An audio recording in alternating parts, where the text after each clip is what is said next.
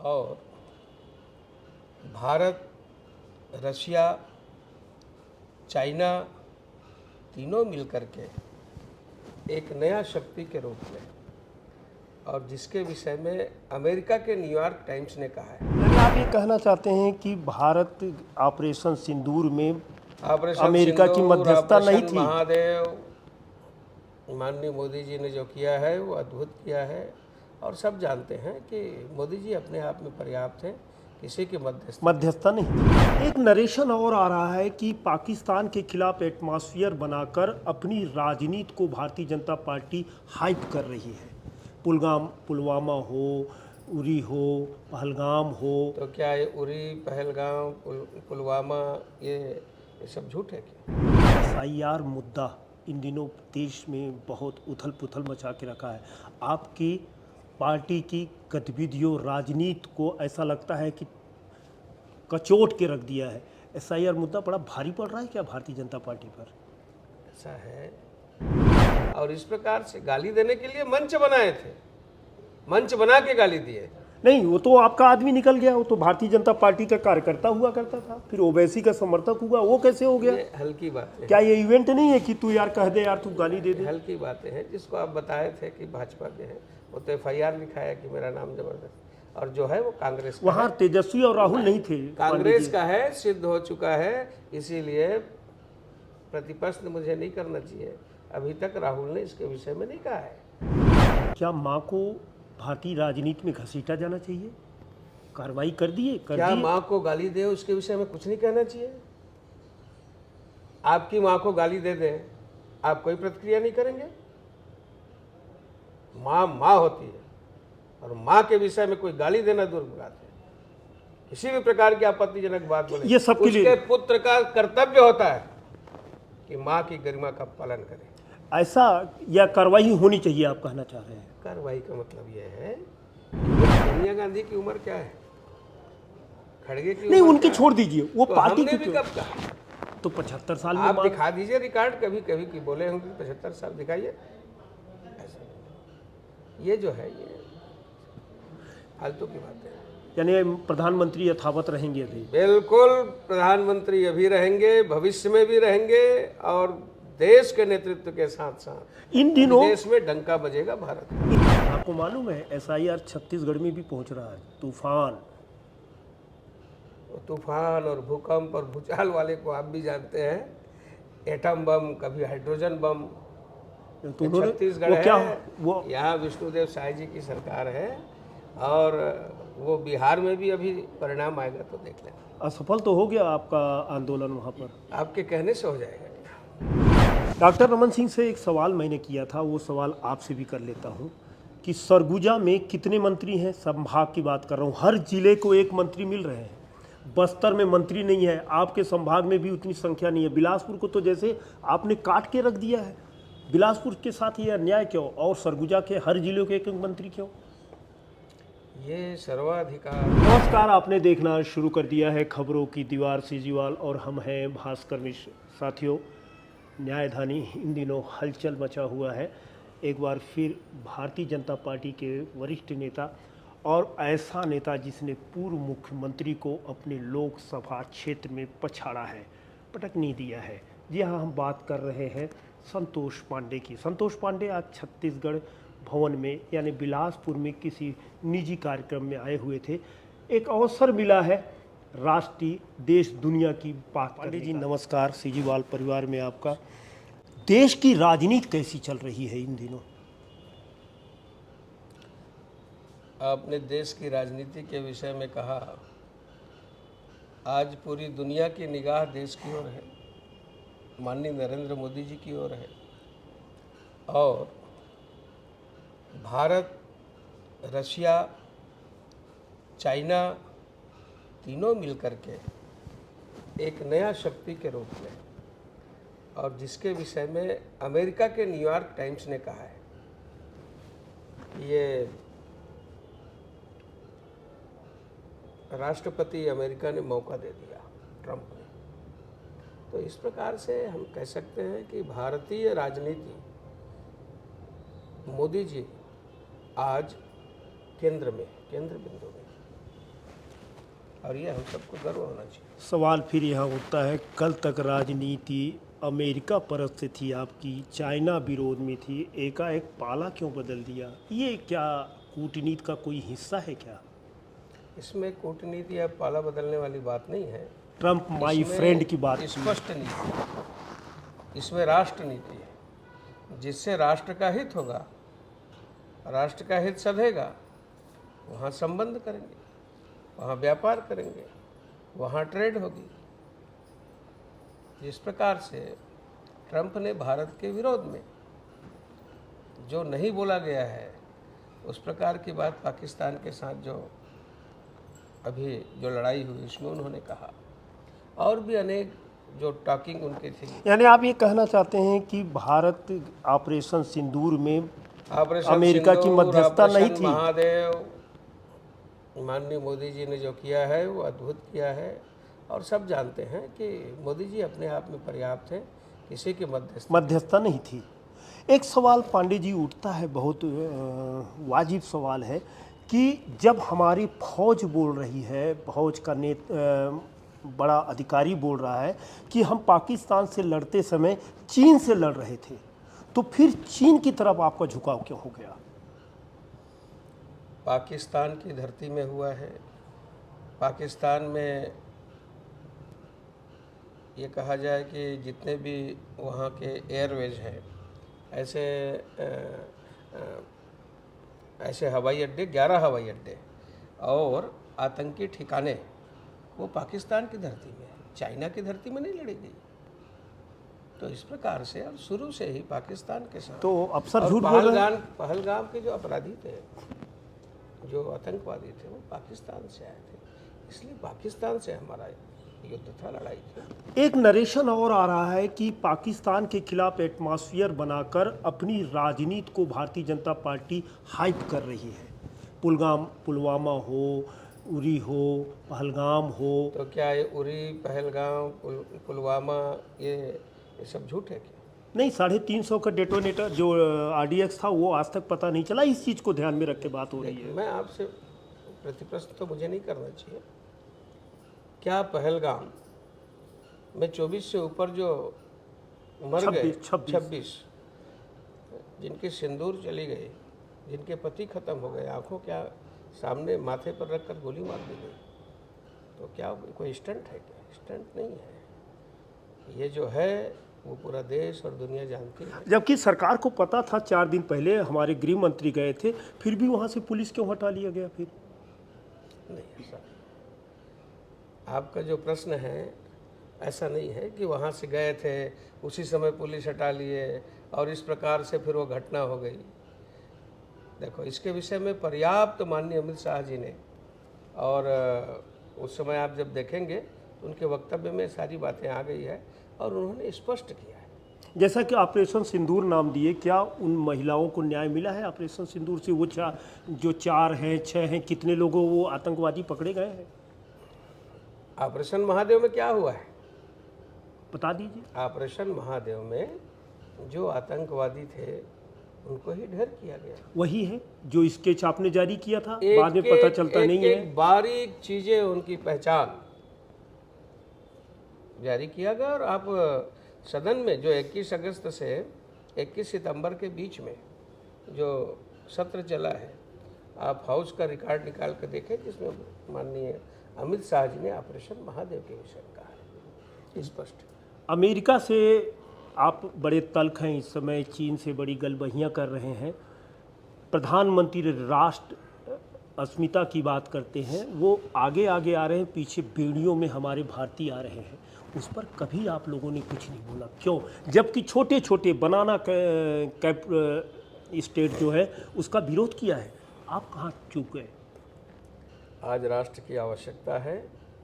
राष्ट्र के लिए मैंने पहले भी कहा कि जहाँ राष्ट्र का हित सधे, राष्ट्र के लिए जीने मरने वाले मोदी जी हैं, राष्ट्र का ही चिंतन करते हैं और राष्ट्र के हित में जो हो रहा है वो कर रहे हैं। आपको मालूम है कि सर्वाधिक भारत, विश्व में सर्वाधिक टैरिफ भारत और ब्राज़ील का है। चीन उनका दुश्मन है, 30% टैरिफ है। एक कैसी दोस्ती थी? मित्र, माय फ्रेंड ट्रम्प? क्यों नहीं दोस्ती होगी? आखिर वजह क्या है इतनी हैवी टैरिफ के कारण? क्यों दोस्ती नहीं होगी भाई? हमारी दोस्ती तो रशिया से भी है। यूक्रेन भी कहता है कि हम यदि किसी से बात मनवा सकते हैं या कोई मध्यस्थता कर सकता है तो भारत है। तो भारत सबका विश्वसनीय है। तो ये टैरिफ 50% सबसे क्यों? मैंने कहा ना, राष्ट्र हित में टैरिफ 50। उसको ट्रम्प से पूछो क्यों 50% का? चीन दुश्मन है उसके 30%, आपका पाकिस्तान 19%। ट्रम्प से पूछो, और ट्रम्प ने बताया भी है, शायद आपके ध्यान में नहीं है। उन्होंने कहा कि आप रशिया से तेल खरीदते हैं, आप तेल खरीदना बंद करें। ये कोई हास्यास्पद है। ट्रम्प ने तो ये भी बताया है कि वो अंबानी तेल खरीद रहा था, राष्ट्र नहीं। देखिए ट्रम्प ने क्या क्या कहा है। अब दुनिया और उन्हीं के देश के जितने अखबार हैं अमेरिका के, आप उठा के पढ़ लीजिए। ये तो ड्यूल कि पॉलिसी हो ट्रम्प गई। कहाँ कहाँ गिर रहे हैं। ये ड्यूल पॉलिसी हो गई ना, ट्रम्प एक तरफ सही है एक तरफ गलत है। नहीं, ट्रम्प गलत है या सही है वाली बात नहीं। आज से 4 महीना पहले, अभी जो है ये 3-4 महीने से ही जो है ये तलखी ट्रम्प के साथ राष्ट्र के हित में, जो चाइना से हमने हाथ मिलाया है राष्ट्र के हित में। सवाल फिर एक बार और आपको डाल रहा हूँ। SIR मुद्दा इन दिनों देश में बहुत उथल पुथल मचा के रखा है। आपकी पार्टी की गतिविधियों, राजनीति को ऐसा लगता है कि कचोट के रख दिया है। SIR मुद्दा बड़ा भारी पड़ रहा है क्या भारतीय जनता पार्टी पर? ऐसा है, मुद्दा तो ये पेगासस का भी लेके आए थे, आपको ध्यान हो। ये हिडनबर्ग का भी मुद्दा लेके आए और इसमें इन्होंने कई सत्र चलने नहीं दिया लोकसभा के। मुद्दा तो ये राफेल का भी लेके आए थे। मुद्दा तो ये चौकीदार चोर है करके लेके आए थे। राफेल में भी इन्होंने चोर कहा था, फिर कहा सारे मोदी चोर है। क्या हुआ? अंत में माफी मांगना पड़ा। क्यों ये एफिडेविट नहीं देते SIR में? इलेक्शन क्यों कमीशन ने दें? कहा ना, क्यों दें? क्योंकि उसमें नियम ही नहीं है। 1960 के अगर जनप्रतिनिधि अधिनियम देखेंगे कहीं नहीं है नियम, क्यों दें? ऐसा नहीं है। इसमें आप यदि कुछ कह रहे हैं, आपकी बात में यदि दम है, सबूत है, तो आप पेश करो। उनके BLA कहाँ हैं? उनके जो BLA हैं पार्टी के, उन्होंने तो किसी प्रकार से रिपोर्टिंग नहीं की। उन्होंने कभी सूचना, उन्होंने कोई आपत्ति तो कभी। आपकी गतिविधियों पर संदेह इसलिए पैदा हुआ है, नॉन स्कैनिंग आपने उनको वोटर लिस्ट थमाया है। सब बेकार की बातें हैं, स्पष्ट हो चुकी है, क्लियर हो चुका है। इलेक्शन कमीशन जो कर रही है, और अभी बिहार में चुनाव के पहले पूर्ण पारदर्शी, और जब उनका मतदाता सूची आ जाएगा उसके बाद आप देखिए। 65 लाख जो मतदाता निकले, गलत है क्या? सुप्रीम कोर्ट में पेश कर दिए मरे हुए लोगों को, गलत है क्या? 65 लाख हमने कब कहा कि गलत नहीं है? हमारा कहना है कि गलत इसलिए है कि क्या रोहिंग्या बांग्लादेशी वोट डालेंगे? एक भी तो नहीं मिले। देखिए साहब, जो मृतक है उसके नाम मिले कि नहीं मिले? जो दूसरे प्रदेश में रहते आपने तो जिंदा को भी मार दिया। नहीं, ऐसा नहीं है। रोहिंग्या भी मिले हैं, बांग्लादेशी भी मिले हैं, और लेकिन चुनाव आयोग ने ऐसा कुछ बताया नहीं। रिकॉर्ड पांडे जी, भास्कर जी, कई प्रदेशों में जो रह रहे हैं, जिनकी मृत्यु हो गई है, उनके भी नाम सूची में है। इस प्रकार से, और ये स्वाभाविक प्रक्रिया है, इलेक्शन कमीशन ये करती है। वो काम वहाँ हुआ है, हो सकता है भविष्य में और भी इसका विस्तार हो। जनवरी 2025 का वोटर लिस्ट आपको रास नहीं आया, जिसके दम पर आप जीते थे, वहाँ पर भी रिव्यू हुआ था। देखिए, आप बड़े विद्वान और बुद्धिमान हैं। वोटर लिस्ट में संशोधन समय समय पर होता है, ठीक है। ये इंटेंसिव है, तो इसमें 65 इसमें जोड़े तो एक भी नहीं। क्या इस 6 महीने में कोई पैदा ही नहीं हुआ था? क्या कोई 18 साल का नहीं हुआ था? भी आप देखिए ना, अभी जो अंतिम सूची होगी ना, आप देख लीजिए रिपोर्ट में, आपको मालूम, कितने जुड़ते हैं, कितने कटते हैं, स्पष्ट हो। आपको मालूम है SIR छत्तीसगढ़ में भी पहुंच रहा है। तूफान और भूकंप और भूचाल वाले को आप भी जानते हैं। एटम बम, कभी हाइड्रोजन बम। तो छत्तीसगढ़ वो क्या है, वो यहाँ विष्णुदेव साय जी की सरकार है, और वो बिहार में भी अभी परिणाम आएगा तो देख लेना। असफल तो हो गया आपका आंदोलन वहाँ पर। आपके कहने से हो जाएगा। चलिए कुछ राज्य के बारे में बात कर लेते हैं। आपका ये छत्तीसगढ़ राज्य कैसा चल रहा है, राजनीति कैसी चल रही है, सरकार कैसी चल रही है? छत्तीसगढ़ में माननीय विष्णुदेव साय जी की सरकार है, बहुत अच्छी सरकार है। इन्होंने आते ही अपनी जो गारंटी थी, मोदी की गारंटी और जो वायदे किए थे उसमें बहुत सारी चीज़ों को पूर्ण और कम समय में ही और जनता के सामने उन्होंने वादा को निभाया। मंत्रिमंडल विस्तार में एक बड़ी चूक हो गई है। 13.5 को आप लोगों ने 14 कर दिया है। ये असंवैधानिक सरकार है, ऐसा विपक्ष का आरोप है। कोर्ट में गए हैं, परिणाम आ जाएगा। हमारा तो कहना है कि हम सही हैं। कोई आधार होगा? आधार है, इसीलिए तो बनाए हैं, इसलिए बनाए। डॉक्टर रमन सिंह से एक सवाल मैंने किया था, वो सवाल आपसे भी कर लेता हूँ कि सरगुजा में कितने मंत्री हैं? संभाग की बात कर रहा हूँ, हर जिले को एक मंत्री मिल रहे हैं। बस्तर में मंत्री नहीं है, आपके संभाग में भी उतनी संख्या नहीं है। बिलासपुर को तो जैसे आपने काट के रख दिया है। बिलासपुर के साथ ये अन्याय क्यों, और सरगुजा के हर जिले के एक मंत्री क्यों? ये सर्वाधिकार हाईकमान, माननीय मुख्यमंत्री, ये उनके अधिकार क्षेत्र का है और वे जो निर्णय लिए हैं बहुत अच्छा निर्णय लिया। क्या बिलासपुर को मंत्री मिलना नहीं चाहिए था? बिलासपुर को भी मंत्री यहाँ थे ना, अभी भी है। केंद्रीय मंत्री यही है, एक ही केंद्रीय मंत्री छत्तीसगढ़ में यही है। क्या कहेंगे आप इसमें?